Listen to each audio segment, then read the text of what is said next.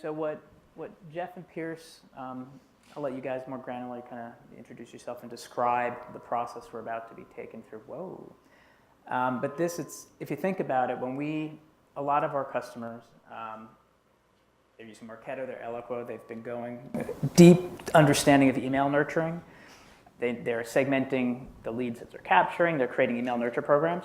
But it is a little bit of like a mind-blowing thing to say, okay, now let's think about how to nurture your anonymous audiences of people you don't know. How do I methodically, programmatically go after content and segment these audiences? So when these guys are working with our customers early, when they're just trying to deploy that strategy, they're going to walk through kind of how they get the teams that they're working with to think about that. Yes. Cool. Yeah, we're on? Sweet. I guess I'll focus this way and then scan this way. How's that, all right? Yeah, you guys are really putting us in a corner here. So we realized, so first of all, thanks for everyone for being at this last session, right? You guys have been here all day, and I think Pierce and I understand that we're the only thing standing between you and cocktails. So again, thanks a lot. I'm Jeff. I am a subscription product consultant at LinkedIn. So what does that actually mean? It means that I work specifically with Lead Accelerator, which is what Russ was talking about earlier today. And I support the financial services vertical specifically. So I'm working with finance marketers to kind of understand what they're trying to do. Talk a lot about nurturing prospects, which is a big thing on this day and age, right? And talk a lot about not just leads, but qualified leads. And you think you alluded to this really well when you were up here. The tides are shifting a little bit. And it's now becoming a world where marketers are more or less responsible for closing business, to go off, I think his name was Matt, what he was saying. Prior to LinkedIn, I actually was kind of on that side. I was a marketer for the last 10 years. Right before LinkedIn, I was at a mobile payment startup that was acquired by Google about 2 months ago. So from there, I came here, so really cool. And before that, I was again on the marketing side, managing digital marketing for HSBC, the commercial banking in North America. So understand kind of the pains and what's kind of going on in FinServ, especially from the marketing side. Great. Hi, everyone. So my name is Pierce Delisle. I'm a marketing automation consultant here at LinkedIn. And what my role really boils down to is an implementation specialist. So what that means is if you were to sign up for the Lead Accelerator program, I would be the one to help lead the ideation of your nurture strategy, actually help you set up the nurture streams and the configuration within our LinkedIn Marketing Solutions dashboard. And then post-launch, I would also help you come up with the initial campaign recommendations and optimizations.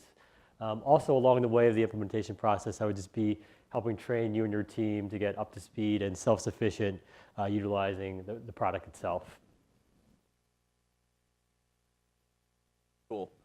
Hello. Am I on? Okay.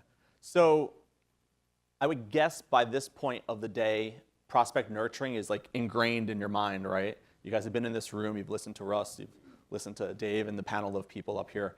So we know that it's a really, really important part of what we're doing as marketers. And there's a lot of benefits for doing so. First, and namely, right, you're gonna nurture these prospects to actually make them become customers. But some of the other benefits are kind of maximizing the efforts that you're making at the top of the funnel, right? You're spending a lot of time, a lot of effort, and probably a lot of money driving the right audience to your website. And earlier, Russ had alluded, he showed that nice image of the funnel with more numbers to it. But the people that you're driving, the people that you're working so hard to get to your website are essentially like leaving without telling you who they are, right? So it's important to kind of not give up on that person. You've done the work. So how can we maximize that relationship with that qualified prospect? Additionally, being part of the conversation with them as they're going through the buying journey is going to allow you to more or less build trust with that prospect and establish thought leadership. So as they're progressing through the funnel and they're down towards the consideration and the kind of purchasing decision, your brand is top of mind and they see you more or less as like a trusted advisor, right? You've essentially held their hand and brought them to the point of sale. And finally, not only are you turning these prospects into customers, but you're turning them into more valuable customers. I think recently Google did some research that said customers who were nurtured actually spend 47% more than those who were not. So, I mean, that's great, right? You're getting a customer, and you're getting a customer who's going to spend more with you. So, with prospect nurturing being so important to our marketers that we're speaking to every day, LinkedIn decided we needed to do something to help them nurture these prospects a little bit more easily and more effectively. And to that end, a few months ago, I think in January, so what month are we in? Yeah, a few months ago, we introduced Lead Accelerator, right, which is an acquisition and nurturing platform. And I'm not going to dive into the weeds in terms of the details of what Lead Accelerator is, because Russ kind of dove deep already earlier. But this is a really important product for us, and the customers who are using it are seeing some great success. I mean, I think you're a great example.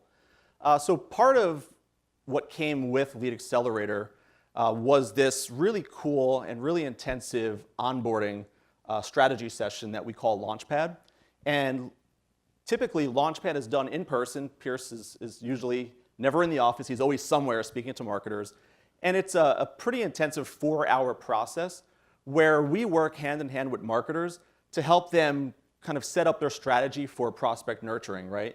Utilizing a framework that we've seen success with. So what we want to try to do in this session in the next 30 minutes or so before cocktails is to try to boil down that framework, albeit in a more condensed version, but just to start get you guys thinking about what you need to do to go down the path of nurturing success. Working? So before I turn it over to Pierce, I wanted to just read this quote, which I think is a great quote by Eric Hansen, who's with Cetera Financial. And they've been using Lead Accelerator, having great success. And Eric says that with Lead Accelerator, we can reach prospects anywhere online and make every interaction with them more personal and relevant throughout the buyer's journey. So in a nutshell, right, prospect nurturing is about delivering the right message to the right person at the right time. Great. So I think we've been spending a lot of the day talking about prospect nurturing at a loftier level. So what we want to do is spend the next 30 minutes really drilling down a little bit deeper and putting this into practice. And in particular, just talking a little bit more about how we approach nurture strategy. So what I'll do is I'll talk about some of our best practices, methodologies, approaches, and what we'll actually do is then mock out an actual case study using a fictitious company that we came up with to show you actually how this whole process can manifest itself out. Before you dive in, we have these little worksheets also, so if you haven't gotten one, Dave will deliver one. So we're going to give you some work to do. Cool. And while Dave's passing that out, just one other thing to preface is, we'll be going and putting this in situation for our mock case study, but I would probably just urge you to think about your own situation, your own business, how these principles and these methods could apply to you. We do have time for Q&A at the end of the session where you can kind of ask us questions about your particular business challenges, as well as the case study that we'll go through in just a minute here. So up front, we have 3 main steps that we really think about when we're approaching nurture strategy. The first is identify what your business objectives and goals are, right? So are there particular products, solutions, services that are higher priority for you than others? Is there a particular demographic or target audience that you're really trying to convert more than others? The second would be then defining who your audience segments are. So we've been talking a lot today about the known segments, so the people that are cycling through your nurturing system already, that kind of already what they raised their hand and showed interest in, versus your anonymous site traffic, right? So there's people that are coming to your site each and every day, but leaving without converting and leaving without giving you any more information. On top of that, for that anonymous traffic, where on the site do we want to nurture from? What are the key strategic areas that would really enhance and help you accomplish your business objectives? The last one is then mapping the content to align to those segments, right? So after we have your segmentation figured out, who we're going to be nurturing, what are we actually going to be nurturing them with? kind of getting along that lines of what Russ was talking about in terms of the relevant sequential messaging, putting like the right message in front of them at the right time in the right place. Cool. So just to recap before we dive into this awesome bank, summarizing kind of what Pierce just said, it's really about determining the who. So who are the people that we're looking to go after? Once we know who they are, what are the pieces of content or the offers or things of that sort that are going to be relevant to them? Kind of going back to the core goal of prospect nurturing, right? Delivering the right message to the right person at the right time. So just keep that in the back of your mind.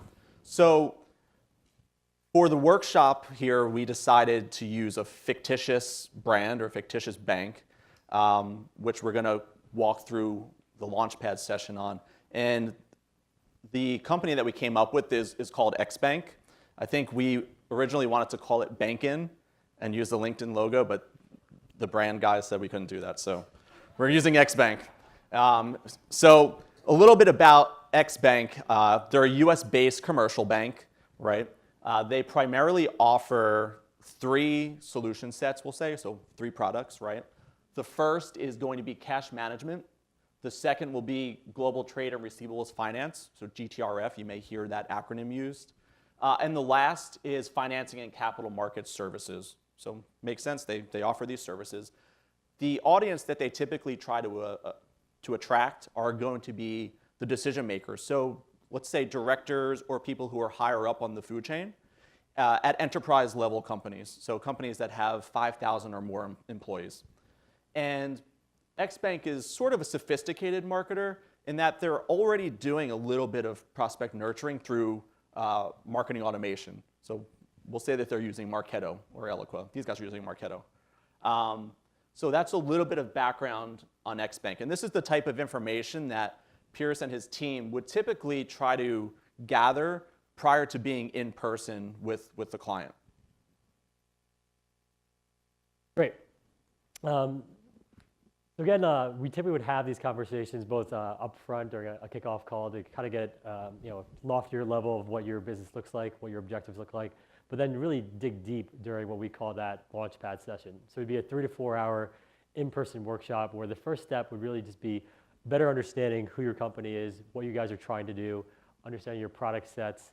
I think someone had asked a question before about, how would this program and your nurture program then sync up with your sponsored updates or your display advertising or your search. That's where the MAC or the marketing automation consultant would also dig deep to say, what else are you doing? How are you driving people to your site? Who are the people that you think are coming to your website to better then assess what the appropriate nurture strategy is. So obviously we don't have that much time today to go through each one of your scenarios. So for the purposes of today, let's just say that we had that discussion with XBank, and this is the output in terms of what their objectives are. The first is to improve the quality of their leads to better align with their target prospect. So as Jeff just mentioned, they're really going after that director enterprise prospect. But let's say, for instance, they're just not seeing that quality of traffic or quality of leads coming to their sales team.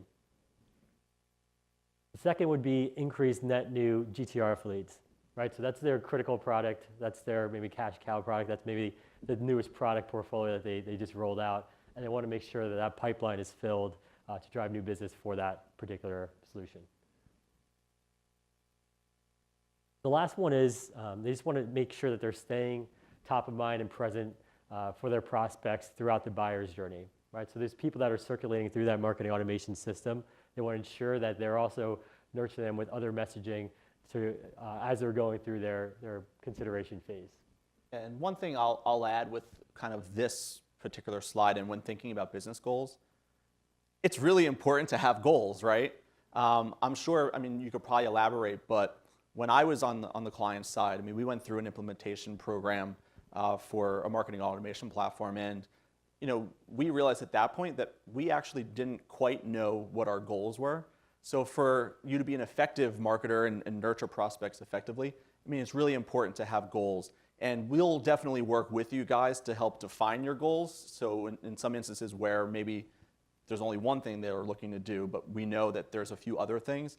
But do want to reiterate that it is important to have goals. Yeah.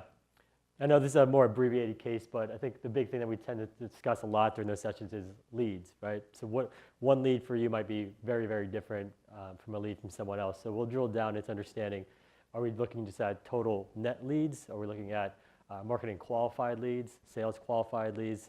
So really drilling down into understanding what that definition of a lead is for you. And let me ask a quick question too when we're speaking about leads. Are you guys, are any of you guys utilizing kind of like a lead framework where you're going from prospect to lead to marketing qualified to sales accepted? Is anybody in this room currently doing that? I think you mentioned you were scoring leads, right? Anybody else? No? Cool, all right, you are. You should be. Great. So once we've kind of elaborated and discussed what the overall objectives are, the next step in the process would be to actually define the audience segmentation strategy. So in order to do so, we'd have to look at a combination of, again, what are the business goals, but also what does your website structure look like? How is it situated? What kind of content do you have on the site? In addition to what kind of content do you have to nurture those people with? And that'll kind of yield the best mix and the best approach for your segmentation strategy. So in terms of the different methods we use, there's 3 different ones. First would be by audience type or vertical. This could be approached 2 different ways. One would be more of a user-based approach where we're looking at the key areas of your site that might indicate who that audience is. So for instance, if you had a portion of your site dedicated towards your enterprise level prospects that feature your enterprise level products and content, we kind of could surmise that that person is an enterprise prospect and then put them into a dedicated track and nurture them with that sequential messaging relevant to who they are. The second way we could approach it is more the one that Russ touched upon during the upfront lead accelerator discussion, where we can leverage LinkedIn data, right? So with that tag applied to your site, we can not only assess how many people are coming to your site and where, but who those people are. So for instance, we could say anyone that comes to your site in a finance capacity, in a C-suite level, let's put them in their own separate nurture track and speak to them accordingly through that sequential messaging.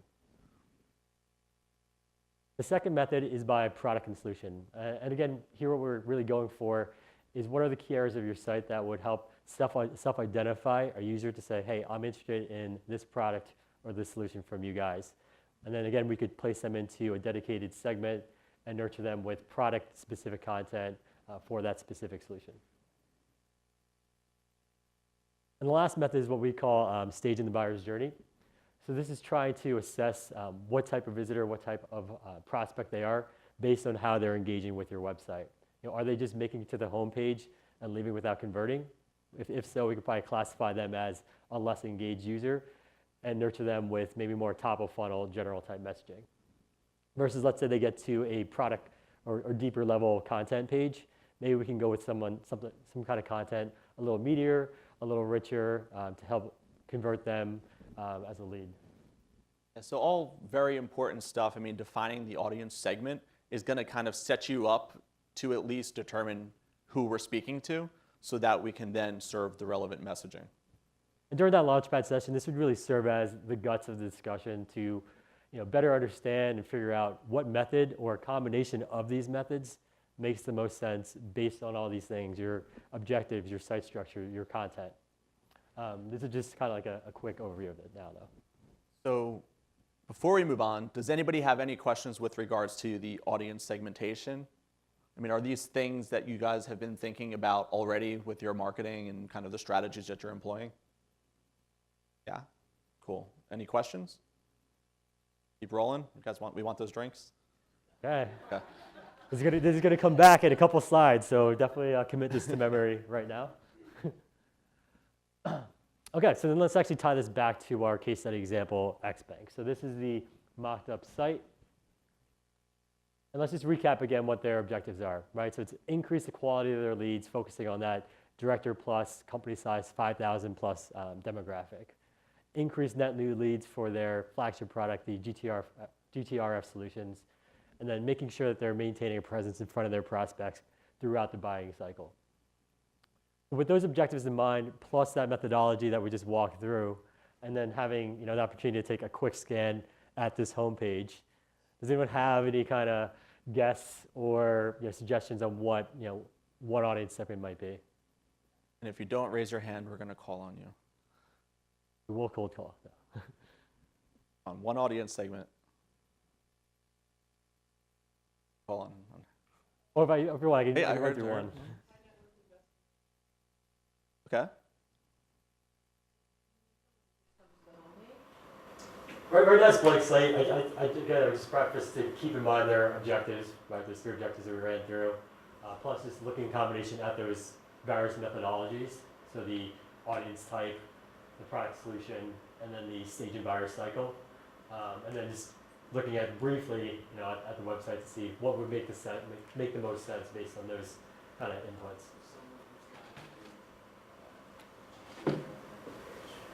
Right. Anyone? High net worth individual, I think, is good too. We'll see that in a second. Yeah. Anybody else? Okay, yeah. Anyone else? This side of the room? All right, let's just run through one, actually. So again, let's take that first objective and kind of tease it out, right? They're looking to improve the quality of their leads. They know who their key demographic is, director plus, company size 5,000 plus. So again, leveraging LinkedIn data and the insight tag on your site, you'll be able to ascertain who's actually coming to your site. In addition, let's just say, or for most cases, most companies, their main traffic source on their website is actually their homepage. So what we could do is create what we call a homepage bouncer stream, layering on top of that director level and company size 5,000. So that's basically saying anyone that gets to the homepage that has a business demographic of director level plus and 5,000 plus employees, let's place them into a dedicated stream. And then we can really talk to them on a much more granular targeted basis. Yep. Looking a little bit deeper at the site, we do see that there's a GTRF dedicated section. So I think, Harry, that was a perfect answer. Gets a free drink. So we could set up a product stream using the product methodology that GTR visitor stream. So someone that got to that specific section of the site that kind of raised their hand, indicated, hey, I'm interested in learning more about this product, but left without converting. Let's place them in that stream. The third one's a little bit trickier. So remember the third goal is maintain that presence in front of their prospects throughout the buyer's cycle. So again, we know that they're utilizing various email nurture programs to help convert those prospects. What we could do is sync up our display advertising and create a known prospect stream. So let's say there's an email campaign trying to nurture and convert more GTRF users, right? We could also sync up the display messaging to target those people wherever they go across the web, so we maintain a presence in front of them throughout their journey. And this is a perfect segment to utilize, especially if you're using LinkedIn Lead Accelerator, because to Russ's point, right, on a really good day, if you're sending emails out, maybe you're getting a 20% open rate. So what that means is that 80% of those people who've raised their hand and expressed interest in kind of learning more about your solutions are just, the conversation is ending, right? Now, it doesn't mean that they're not interested in what you're trying to tell them. It simply can mean that email is just not the best way to do it, right? And if you think about it, I think somebody in this room earlier talked about being on their phone, looking at their email and hitting edit and just hitting the little red dot next to everything without even kind of diving in. And I'm guilty of doing that as well. So having this segment and actually pulling it in and nurturing it across some of the other channels is going to allow you to kind of maintain a consistent message, but maybe reach them in a place where they're more receptive to that message. Make sense? Cool. Does this assume that you've already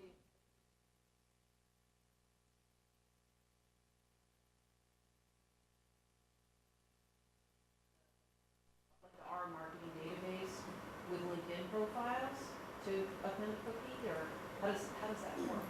So sort of. So for this specific example, using the Lead Accelerator, it's essentially doing that, right? So when somebody is hitting your website, we're looking to see if there's a LinkedIn member ID cookie associated with that specific person. So that's for the anonymous people. Then for the known people, so in this example, hooking it into, like let's say a Marketo, which we recently announced an integration with, you would essentially pull in a smart list that you've created there. So whoever's managing demand generation or the marketing automation platform, they've probably done a lot of the hard work in determining these audience segments from an email perspective. What Lead Accelerator allows them to do is to not have to reinvent the wheel. They can take that hard work that they've done and bring in that audience segment into Accelerator and then match it up to see who we can kind of match, and then kind of go out and push the messaging across display and social to that audience. Does that make sense? Did I answer your question or no? Well, sort of. We don't use Marketo, but like, let's say I had a list of known prospects that I wanted to nurture. Gotcha. I'm still a little So the known lost on where the cookie, Yeah, so in your example, I think what you're trying to ask is, it would be great in an ideal world where you can upload your list, right, if you're not using Marketo or Eloqua, and then kind of run and match that route. Yeah. Currently with this product, that feature is not available. I think it may be on the roadmap. So you would have to in order to kind of create a segment of your, let's say your known. So to give you an example, I believe there was a customer who's using this to nurture their actual customers, so to maintain a relationship with people they know and upsell, right? So they kind of went around that by leveraging a page on their website that only customers could access. So if you have an authenticated site, maybe it's a login page, right? So somebody logs in. We know that because they're logged in, they're already a customer. So it's not the easiest way in the world to do it. I think this product is still morphing, and I think it will become easier. But there are ways to kind of go around that. Does that make sense? Yeah. Cool. Cool. So I think thus far with nurture strategy, we've been talking a lot about who to include, right, within your nurture strategy. But I think an equally important question to ask is, who do you want to exclude, right? Like, who do you not want to waste your marketing dollars on trying to convert if you know for a fact they're not a qualified customer? All right, so two ones we typically run into would be, let's say XBank has a careers page on their site, right? And people are coming to the site to try to get a job at XBank. Or let's say they have an existing customer base that's logging into the site each and every day to access some of the tools that they offer, right? We could actually set up an exclusion to say anyone that got to that careers page or to that customer login page, let's remove them from the nurture program, so we don't try to nurture someone who's probably not going to convert. Yeah, and I think this is a really important part and something that's really exciting from a marketing perspective, this exclusion idea. To give you an example, when I was at HSBC, for whatever reason, we had a lot of, we'll say like CEOs of company of ones that were coming.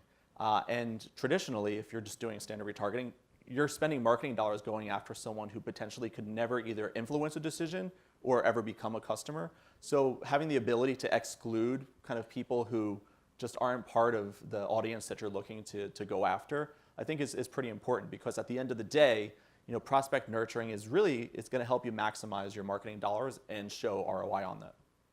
Yeah, another one that I think has come up before in the last session was geo-targeting too, right? So that's one I typically run into a lot with my clients who are like, hey, either customers from Asia are just not really lucrative customers or even realistic for us, or hey, as a marketer, I'm only getting held accountable for North America leads. So why am I going to waste dollars, marketing to global customers too? Great, and yeah, I mean, this is just three of the approaches. I think during the LaunchPad session, we could dig deeper into a much more sophisticated cycle, or also map out, what the phase 1 versus phase 2 rollout would be. So before you jump to the next slide, just to keep this interactive and fun, all right? Does anybody want to take a stab at just naming another audience segment that we could have come up with for this specific example? Let's look this way. You could have done like the learn more. I don't know if that's a video or something, but people can watch that. They watch, maybe there's 4 videos and they watch one, so then you would remarket to whatever the second is. Yeah, absolutely. And in that case, going to what Pierce was saying, that person maybe we can infer is a little bit more engaged, right? So then when we start talking about content, we may want to kind of send them more, not necessarily bottom of the funnel, but maybe middle of the funnel stuff. So that's a perfect answer. Staging buyer's journey would be a good one here, or is usually a good one for us too, because that ensures that we're nurturing your entire site traffic, right? We're saying, even if you're a less engaged person who's just scratching the surface and making it to that homepage, we're still going to try to convert you, but we're going to do it in a more strategic way based on what we know about you. Versus, yeah, someone that got to that learn more or the deeper content, we can kind of talk to them in a much more specific ways as well.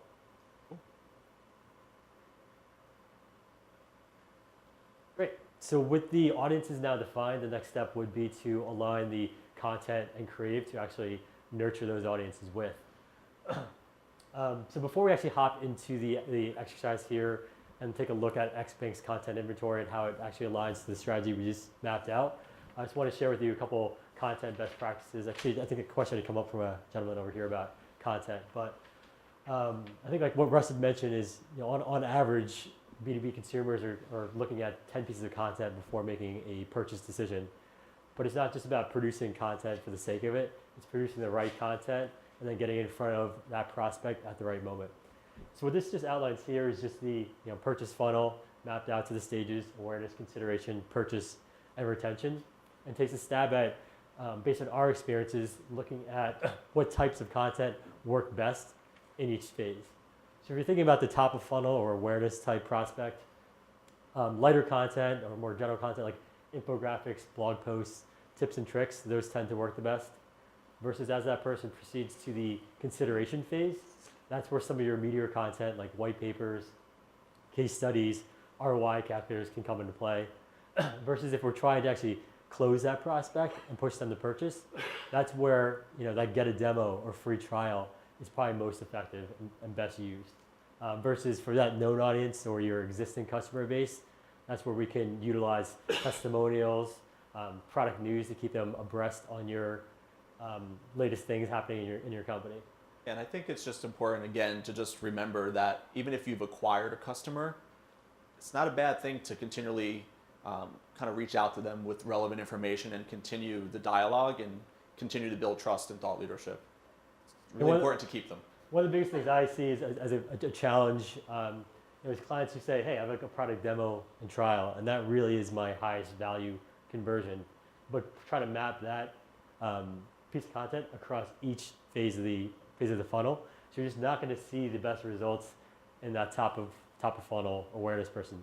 It's that person that just got to the homepage and left, and now we're trying to nurture them immediately with convert on a demo or sign up for a free trial. So in addition to the actual content that we're nurturing the people with, I think it's equally important to discuss the display creative, right? So how we're going to actually stay in front of them across the internet, across the social inventories.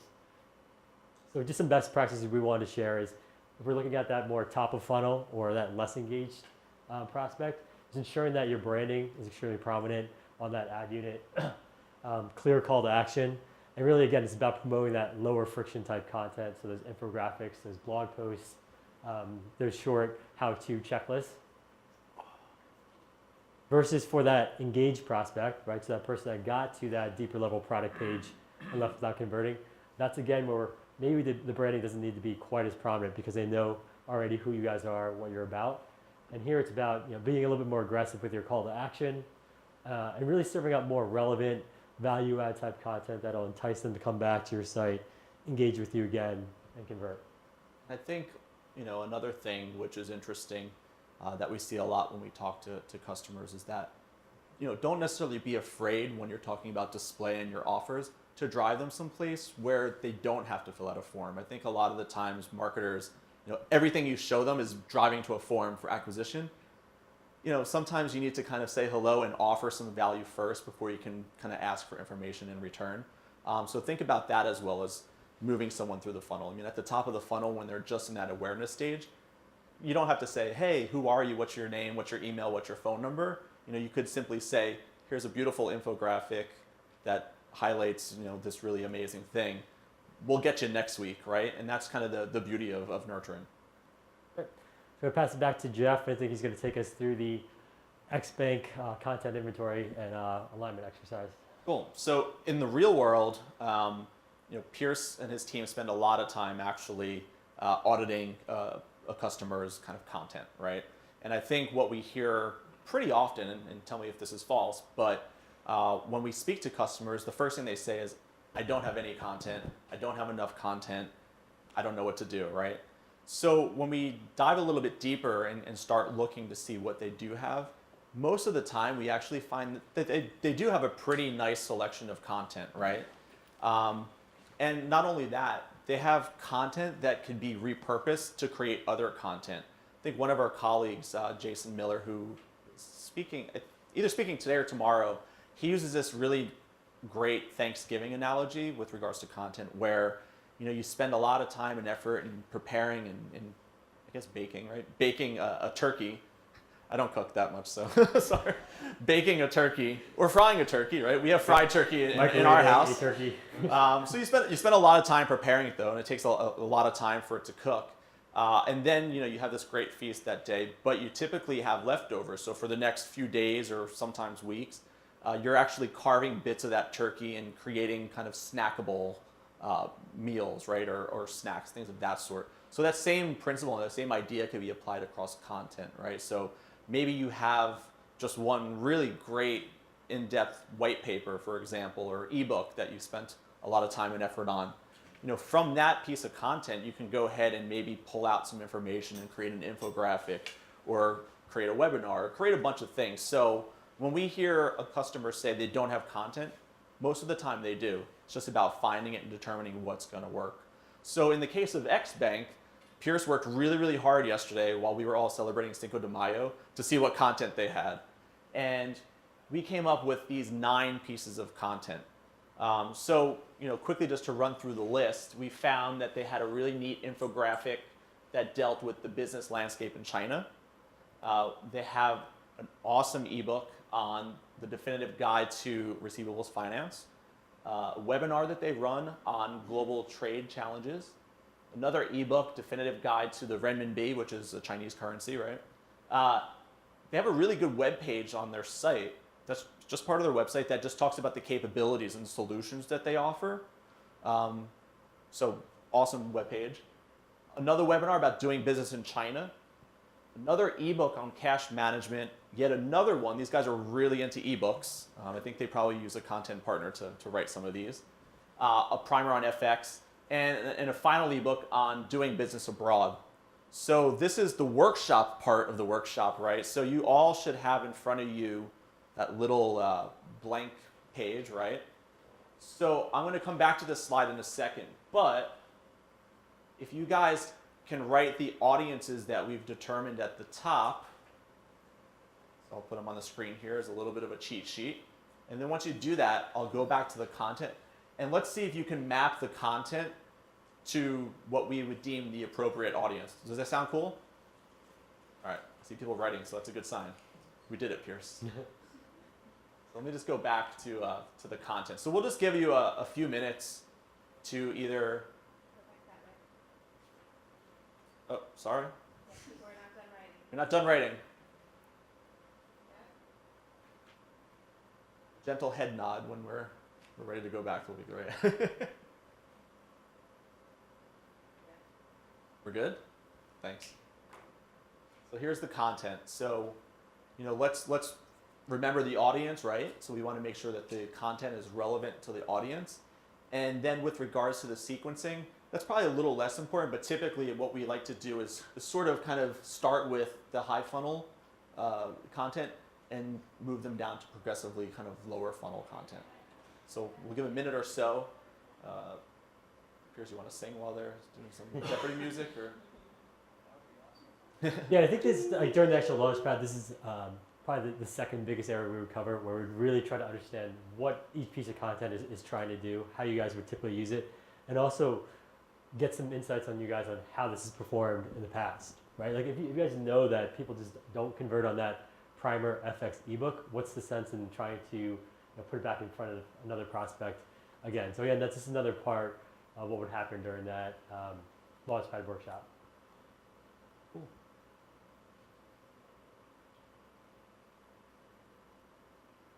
Come on, Harry, you can do it.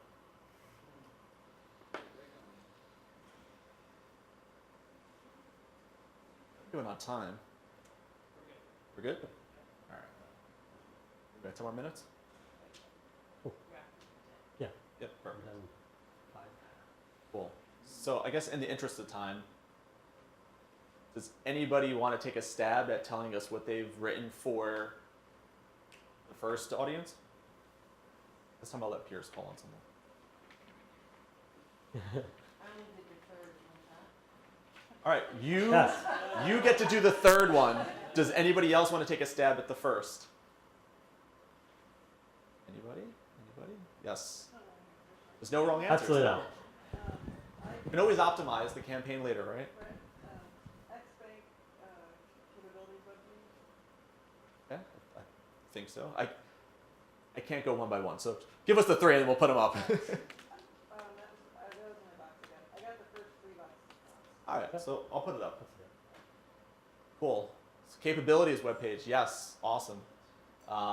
Doing business abroad and cash management. So the rationalization behind this, and doesn't mean we're always right, but if it's a homepage bouncer, that's typically someone who's less engaged with the brand and someone who hasn't really self-identified, right? So we don't know specifically what they're interested in, only that maybe they're interested in something. So we want to kind of give them a wide range of content at this point so that we can see what content they engage with. So for example, here, if somebody clicks on the cash management piece of content and engages, more than likely, maybe that's the route or the product set that they're interested in. And then we could actually move them to a nurturing stream specific to that category where we try to drive them down funnel with that relevant content. So for the GTRF visitors, we think that this is probably a good route, right? So Primer and FX is actually part of that solution set. I know I didn't explain that, but trust me, it is.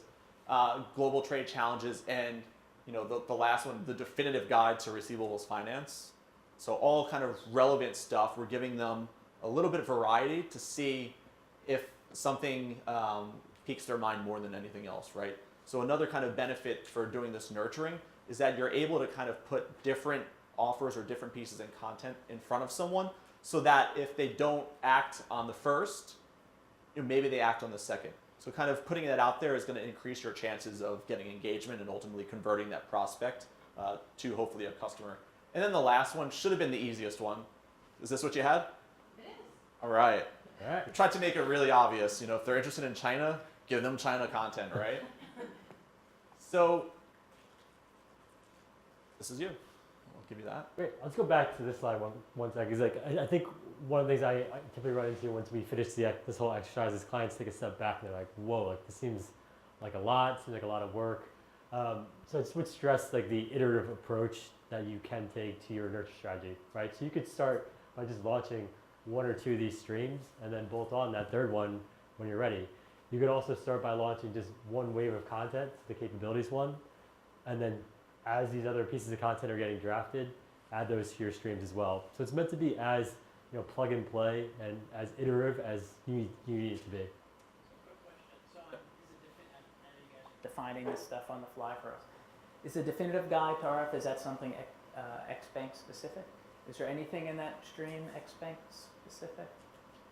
And the reason I asked earlier, I said, you got to know when to close the deal. So Right. they've been to the website, they've engaged, they're looking at specific content. Are we spending too much time throwing them thought leadership when you should be actually putting out Closing the sale, right? or XBank's relevance in that topic? Yeah, and I think you bring up a good point. I mean, Pierce, you want to? Yeah, I think like ultimately, if we had more time and dug deeper into what they had to offer, let's say that they did have that free trial or demo offer, right? That could be a good one that we maybe plug in the second one. Like let's try to nurture them with a piece of white paper content. If they don't convert on that, maybe we do try to get them just to convert on that trial and kind of toggle back and forth. Do you have a best practice on, which would be probably over the top generic, but a best practice on how many exposures you like to try to see whether or not someone's going to bite? Mm-hmm. So I think we typically start with 3 to 4, and I think that allows us a few things. One, allows us to kind of mix and match the types of content that you're trying, whether it's a white paper, ebook, infographic. And that then allows us, later on, once you're live for a little bit of time, to infer a little bit more optimization. Right? If you're just launching with only the primer FX and it didn't perform for whatever reasons, we're gonna have limited visibility into why that was. Was it the actual upfront creative? Was it the actual content? Was it just the wrong time for the wrong audience? It's going to be a little bit harder to ascertain what that was. It also depends, like, and I say this a lot during my LaunchPads, it depends based on what your sales cycles are too. Right. Great, so then just finishing out here, what would happen after we have that whole content mapping exercise done is you go off and then actually do the creative development. So actually come up with the ad sets to support each one of those content pieces. And then what I would do is set up what we call a nurture stream setup call to actually upload the creative assets, set up those rules, the inclusions, exclusion rules within our LinkedIn Marketing Solutions dashboard. And then the last piece here, but maybe most importantly, is the measurement and optimization component. So once you guys are up, live, and running, what we look to do is assess stream by stream and content by content how things are performing to see if there's any opportunities to expand or condense the streams, to your point, to maybe like reorder or shift around the content, how we're serving it, how we're nurturing each stream with. Yeah, go from there. So it's all sort of for you, it's not like you don't charge of it, or? Oh, no, Really, this is your subscription thing, never mind. right, yeah. Yes, this is not. Yeah. Yeah, so I mean, we're using LLA as our example here for nurturing, but really the framework and the idea of nurturing can be applied really across a variety of channels. We just make it really easy at LinkedIn, so everyone should be doing it through us, right? And then the last thing that I'll say before we open it up to questions is that I think the beauty of being a marketer, especially today when everything is so digital, is that nothing is really permanent, right? A lot of the things that we do, a lot of the tactics and strategies are constantly evolving, and we can optimize and try new things and see what's working. And with all the data and analytics that are out there, you're able to kind of do that on the fly. And I think that's just tremendous. I mean, I don't think anybody expects to get it right the first time. It's something that you learn over time. It's something that you learn by looking at the results. I mean, I think you could probably vouch that what you started on day one. I'm sure your nurture streams that you set up day one do not look like what they do day 2, day 5, and so on and so forth. So that's the one thing I probably would really emphasize with this product, and just nurture strategy in general, is it's not a set it and forget it type play, right? It's something you have to continually look, optimize, and continually look to learn from. Cool. All she wrote on our part. So I think we have 3 minutes. So are there any questions? And it could be about what we covered, or a burning question that you had either from Russ's panel or Dave's panel or Russ's presentation. Fire it away. Really hard questions. Really hard ones? Okay. I'd really love to know from your perspective, because you're starting this with clients who are really interested and they know if there's a need for it and want to implement it, like what is the biggest challenge that you've had with some clients and what their feedback has been for you guys, and what kind of hurdles are you trying to overcome with them? Yeah, I mean, so I'll take the first stab. I mean, I work specifically in FinServe. So I've heard some people express interest about the pixel. So for this specific example, there's a pixel that needs to be applied. But we've been able to overcome that pretty easily. So that was surprising to me. But that definitely does come up sometimes. I'm trying to think, what are some of the other I think big for ones? me, the one I see the most is content, right? Because it's very resource intensive. Right? They might not have a lot of off-the-shelf content, so it's not something that they might be able to just turn around in the 1-month implementation time. So that's why I keep stressing that it can be a little bit more iterative to launch with what you do have, but then also as you're launching it, you'll start collecting insights both in terms of the program itself, but then also with the audience data that the LinkedIn Insight tag is able to provide, and that'll maybe help you even be able to better tailor what type of content to develop if you know, have a better picture of who's actually coming to your site and where. Yeah, And I'd add one- one. I was going to add one more thing, Oh, sure. and this was surprising to me anyhow. I think a lot of the times it's the idea, the way we used to think about things a few years ago was kind of, let's just blast out and get as many impressions as possible and bring as many people and just get as many leads as possible.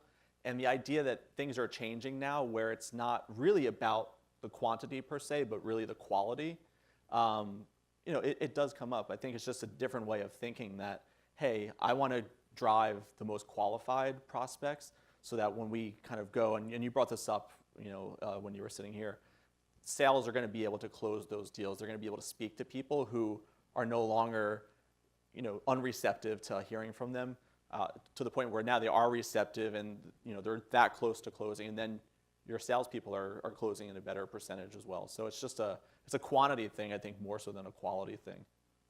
And I was just going to add, I think it's implied here, and we've said it, this is like an always-on type of a program, right? And I think a lot of folks that are using these channels are typically using display and social. They're kind of in a campaign mindset. We're about to launch this campaign. I'm going to flight the campaign. I'm going to look at the data. And then the next campaign, I'm going to do even better based on my learnings. Where it's something that's you're going to have up all the time, the same way you have your email nurturing happening all the time. So I think it is getting that rhythm of using some of the analytics to not forget it, and you're going to get data very quickly to learn from. Within days, within a couple of weeks, you can be optimizing and improving performance. So I think that's in a lot of the conversations I'm in. It's getting a customer's mindset around the possibilities and to treat this as an always-on. Yeah, I mean, get away from the campaign. Yeah, it's getting the right message in front of the right person at the right time. But what happens if the right time to get that message in front of the right person is the day after your campaign ended? Right? That stinks. Bummer. Mm-hmm. Yeah, so it'll be like 300 by 250, 160 by 600, 720 by 90. I think we actually just launched a 300 by 600 inventory as well, in addition to Facebook newsfeed, LinkedIn sponsored updates. I think we're rolling out LinkedIn on-site, SlideShare. So it's continually expanding inventory. But for the actual display network that we run on, it's standard IAB. Cool. Well, thank you, everyone. It was awesome. Thanks for giving us your attention and sticking it out. All right, so as promised, 5:45. these guys have been setting the big expectations for our cocktails, so it is time. So It better be out there. Feel free if you have any other questions, like you want to ask, I'll be at the cocktail hour, so And I'm I believe- talking about lead Accelerator over a couple drinks. So Yeah, and I believe we just make our way down to kind of where we started in the main room. Thank you, everyone.